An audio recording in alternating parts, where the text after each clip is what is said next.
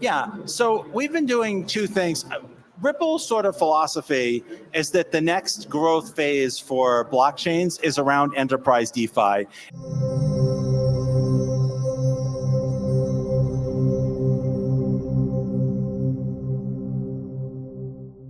Alrighty, everybody, what is going on? Welcome back to another CYPRX video banger. In today's video breakdown, we're going to be diving into how the XRP ledger is playing a pivotal role in this emerging financial infrastructure where DeFi is being integrated to create a level playing field, the level playing field that Donald Trump talked about in his last term. And I believe that we will all eventually, and probably very much sooner than a lot of people understand or think, we will be all at a level playing field, because that's the only way it's fair. Is through the utilization and implementation of DeFi into this new financial infrastructure. We're going to be diving into some video clips showing you all how David Schwartz, speaking on stage, has highlighted some of the very points that Donald Trump Jr. has also recently been discussing in some of his own appearances on recent panel discussions. So if you all enjoy these types of deep dives, putting these interconnected webs together for you guys, do me a favor, smash that thumbs up button and subscribe. So as you all heard, Donald Trump mentioned a level playing field. If we come over here to a recent post from CoinDesk, I posted this to you guys back on December 31st, 2024, and it is a fundamental piece that says, Donald Trump Jr. talked about how he sees DeFi as what our founding fathers intended for our country, as it brings back fairness to the financial system. And I believe that we will all eventually, and probably very much sooner than a lot of people understand or think, we will be all at a level playing field, because that's the only way it's fair. Eric Trump said on the session that DeFi needed to be easier to use for regular people, noting the extreme difficulties he encountered when looping Ethereum on Aave, a decentralized lending platform. The reason why I highlighted that is because it goes on to confirm that Eric Trump has utilized a DeFi lending platform, right, and knows about DeFi. Now, if we come over here to this recent panel discussion that David Schwartz was a part of, listen to what he says is their primary focus. It's tremendously exciting. I feel like we really are on the cusp of a mass institutional adoption, both of DeFi, and of other blockchain technologies. So on this panel discussion on CoinDesk Live that was posted only 6 days ago and has only 222 views, he went on to say that he believes that we are on the cusp of mass institutional adoption of DeFi and blockchain technologies. Then over here on another panel that David Schwartz was on, posted by Bank XRP from ETH Denver 2 weeks ago. Listen to what David Schwartz says here in this particular video breakdown as to what the focus is for the XRPL. Everything else. I think the XRP ledger is going to stay focused in the short term on enterprise DeFi. I think the XRP ledger is going to stay focused in the short term on enterprise DeFi, and then over the next couple of years on all the retail use cases that enterprise DeFi will enable. It's kind of like what happened with stablecoins. Stablecoins are an enterprise product for enterprise customers directly. Like most people here anybody here who's used USDC, you probably didn't get it from Circle, right? You got it from an exchange, or you got it from a decentralized exchange or something. So I think those same things will happen. These enterprise use cases will enable DeFi consumer use cases, and I think that's where you're going to see the XRP ledger focusing. So you have a second panel discussion where David Schwartz is specifically talking about the XRPL focusing on DeFi use cases. Now, let's fast forward to a later discussion where he mentions again for a second time in this interview, enterprise DeFi on the XRPL. And I want you to really pay attention to what he says, because this is going to go hand in hand with what individual representatives from World Liberty Finance said on stage at the Ondo Summit 2025 back on February 6th. Shared an update on XRPL's institutional DeFi roadmap. Can you expand on that? Yeah, so we've been doing two things. Ripple's sort of philosophy is that the next growth phase for blockchains is around enterprise DeFi.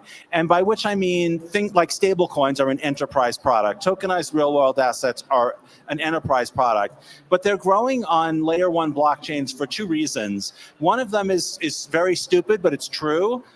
It's actually cheaper to launch a tokenized real world asset on a blockchain than through the traditional, like you would have to get a provider to hold the database for you. You would have to have regular audits. Well, blockchains are very easy to audit. They're very transparent. They're very cheap. believe it or not, a major driver for enterprise adoption for tokenized real world assets is that the transaction fees are smaller. And it sounds ridiculous because the amounts of money that they're dealing with seem very large. It's like, well, it's it's $5 million. It's a $5 million position. How does a transaction fee make a difference? But if you're holding $5 million in tokenized treasuries, the amount of margin that the issuer is making is microscopic. Your yield is microscopic. The margins are microscopic. So we're going to bring enterprises in for dumb reasons. Like, it saves them money, it's more transparent. They're not going to understand that it's going to do the same thing that stablecoins do. People use stablecoins for use cases that they could never use any other asset for. Like, you can't use a non-on-chain asset as collateral for some DeFi application. And what's going to happen is they're going to learn that by tokenizing these real world assets, all of a sudden they're going to realize that they can target brand new use cases, brand new applications, brand new user base. So the strategy is to add the features necessary to get that enterprise adoption that paves the way for mass retail adoption. If we want to take over finance, we need the really boring. I need a checking account. I need a savings account. I need a retirement account. I need a stock portfolio. I need sensible investments. I need the equivalent of certificates of deposit. We have to build all the boring stuff, and enterprises are what's going to make that possible. So the strategy is, over the next 1.5 to 2 years, bring in the enterprises with these features around tokenized real. They're going to do it for dumb reasons. Some of them will be visionaries. Some of them will see this vision and they'll come to blockchains because they understand that it's like revolutionizing finance. But a lot of them will be here just because it's cheaper and faster and it works on weekends and it has these tiny little advantages that are better is better, right? So he's talking about mass retail adoption, enterprise DeFi adoption, and how all of a sudden these individuals are going to wake up and realize it's faster, it's cheaper, and they're going to have like an aha moment. He also mentioned and talked about how they need to revolutionize things that are boring, like a checkings account or a savings account. Pay attention to that, because not only does he mention that on this panel discussion, but he also mentions it on the other panel discussion. But let's go over to this individual gentleman here from World Liberty Finance. Listen to what he says here about how when everybody realizes this, they're going to be like, oh my gosh, they're going to have an aha moment. Exactly what David Schwartz says. Keep in mind, they're sitting next to Donald Trump Jr., who has already told you guys in this fundamental piece. Donald Trump Jr. talked about how he sees DeFi as what our founding fathers intended for the country. And what is David Schwartz talking about? DeFi adoption, enterprise DeFi adoption, retail DeFi adoption, institutional DeFi adoption, right? You cannot make this stuff up. Take a second and listen to what this gentleman here says. We've seen for a long time, we've been involved in crypto for 10 years plus at this point. And I think for us, when it first clicked, we're like, oh my God, when everybody else catches on and understands like what we figured out a decade ago, everything's going to change. All of a sudden, they're going to realize that they can target brand new use cases. From finance to real estate to transactions, contract law, everything, right? That is a huge statement. He's literally confirming that people just have not caught up to what is happening right now. And if you heard what David Schwartz says, this is not going to happen in another year or two. This is going to take time. Now, keep in mind, David Schwartz also talked about revolutionizing the checkings account in that previous panel discussion. If we want to take over finance, we need the really boring. I need a checking account. I need a savings account. I need a retirement account. I need a stock portfolio. I need sensible investments. I need the equivalent of certificates of deposit. We have to build all the boring stuff, and enterprises are what's going to make that possible. So the strategy is, over the next 1.5 to 2 years, bring in the enterprises with these features around tokenized real. They're going to do it for dumb reasons. Some of them will be visionaries. Some of them will see this vision and they'll come to blockchains because they understand that it's like revolutionizing finance. And over here, he also mentioned the same exact thing. Take a second and listen. I think now we also, Ripple has a new product, RLUSD, which is a stable coin, which we think is going to be great for applications ranging from things like payments to DeFi, as a collateral, as a way of moving value from one place to another. And then, of course, the XRP ledger adding DeFi capability. That's not the first generation of DeFi capability was very experimental, and it was looking for absurdly high yield. It was gambling, but let's be honest, it was gambling. That's cool, that attracts people. Vegas was built on gambling, right?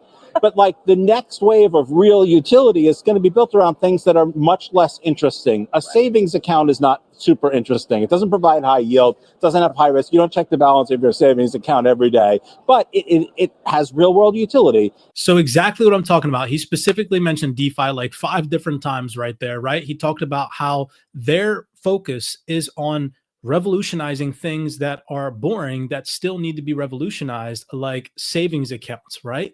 Okay, keep all of that in mind, because now I'm on a full circle, right? Back to the Ondo panel discussion where Donald Trump Jr. sitting on stage with World Liberty Finance representatives, okay?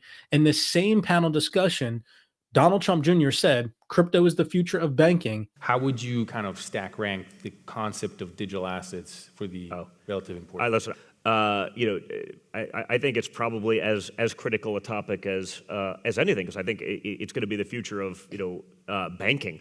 I already showed you guys the fundamental piece where Donald Trump Jr. said that DeFi brings back fairness to the financial system. To full circle all this, you now have 2 different panel discussions where David Schwartz has mentioned that Ripple's focus, XRPL's focus, is on enterprise, institutional, and retail DeFi. He's mentioned in both panel discussions the revolutionization of the checkings account and being able to earn higher yield on your savings. Listen to what this gentleman here says about the exact same thing. This is so monumental and proves my point. We're in a very small amount of people who actually speculate. The majority of the world consumes, right? And they do so for a myriad of reasons. And we think that meeting them where that is amazing. Like, why hasn't the checking account been revolutionized in 20 years, right? Because banks keep it that way, because that's the wall to this mode of money, right? So like, if you're going to revolutionize this space, the easiest way to do it is start going to where they're at. You go to the Gusto, you go to the payroll companies, you start getting them to get the money on chain. So if we want to like take over finance, we need the really boring, I need a checking account, I need a savings account, I need a retirement account, I need a stock portfolio, I need sensible investments, I need the equivalent of certificates of deposit. We have to build all the boring stuff, and enterprises are what's going to make that possible. So the strategy is, over the next 1.5 to 2 years, bring in the enterprises. If you're going to revolutionize this space, the easiest way to do it is start going to where they're at. You go to the Gusto, you go to the payroll companies, you start getting them to get the money on chain. So the strategy is, over the next 1.5 to 2 years, bring in the enterprises. So you don't have to figure it out. You start denominating US dollar, you start abstracting away all of this nonsense, if you will. So the end user doesn't have, they have the same security that they had before, and now they have freedom and usability. And so the goal is that someone at the end of the month that is consuming, right, just consuming their normal stuff, they have a little bit more at the end of the month. And that's going to hopefully change the way people think. But if it does, it allows to open the suite of the amazingness that is crypto and all of these speculative, amazing assets. But you do so by a warm welcome, right? You're not going to get this welcome from this new world when you have some amazing altcoin that goes to the moon and back down, just pounds on everybody who's slow and lethargic, and they have a real job they've got to go to, and they have life, right? But if you give them a checking account that's earning 7, 8, 9, 10%, that's backed by an Aave, that has abstractions to a debit card, that allows them to move around this world freely and no new walls, it's the same interaction, but at the end of the month, they get more. So now you're not asking something from someone, you're giving someone. And that's how you're going to change people's humanity in here and their nature.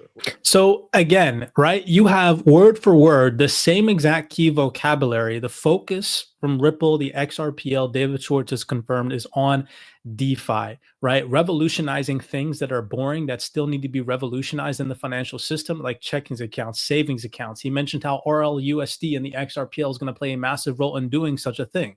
Then you have individuals, right, like Donald Trump Jr. discussing and talking about how DeFi is what's going to bring fairness back to the financial system. And then at a most recent Ondo Finance event, you have individual representatives from World Liberty Finance talking and discussing about how that is how this is all going to happen, how that is how we're going to onboard the next wave of users, is by revolutionizing things that everyday average individuals use every single day of their lives and integrated into this new digital financial system. As always, showing you guys the realest information and research. This is yet again another reason backing our claim that you all right now in this moment in time should be getting educated about DeFi, how to earn yield on your digital assets, whether it's through stable coins, whether it's through liquidity pools, lending, borrowing, staking, liquid staking. Start to read and educate yourselves on what is happening right now, because this is going to continue to materialize over the next consecutive couple of years. Last but not least, we have another institutional individual on stage. I want you guys to listen to what she says here, because this just goes to show that DeFi is maturing. The security and the soundness of the DeFi infrastructure is actually being able to withstand shocks in the market, which just goes to show that this space is leveling up year after year. And away from that, I think DeFi very quietly is humming along like really, really well, especially given, I mean, I don't know if everybody saw that, but crypto had the worst liquidation in the last 24 hours, more than COVID, more than sort of like any historically. And none of these chains broke. None of the lending protocols broke or were unable to process transactions. These things are largely not reported in the media, but these are the silent spaces where I do see opportunity. This just goes to show maturation in the DeFi space and the ecosystem, and proves my point that DeFi is being integrated into this new financial system, and it is the level playing field that Donald Trump has been talking about for the longest time. Ripple, the XRPL, XRP, and RLUSD will play a massive role in onboarding institutions, enterprises, and retail into the DeFi ecosystem. Pay attention to detail, because again, they tell you all of this stuff on stage, but it is your job to go out there and to piece all this information together. We do that here for you guys on the CYPRX YouTube. So if you all enjoyed it, do us a favor, smash that thumbs up button and subscribe. If you guys want to learn more about DeFi, head over to CYPRXtrading.com, tap in with us in the Wealth 28 Club. If not, continue to watch and digest the free content and information that is out there, but educate, educate, educate. Now is the time for education. I cannot stress enough. With that being said, many blessings to you guys. As always, be cognizant out there, be aware, and I'll see you all in the next video breakdown.